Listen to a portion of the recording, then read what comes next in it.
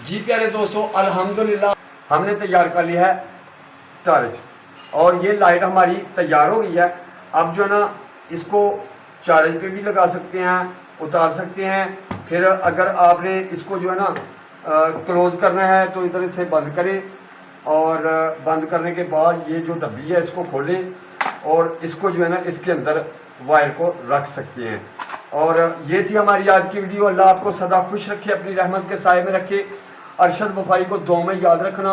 इंशाल्लाह अरशद वफ़ाई भी आपके लिए दुआ करता है। इंशाल्लाह अरशद वफ़ाई दुआ देगा और अल्लाह शफा देगा।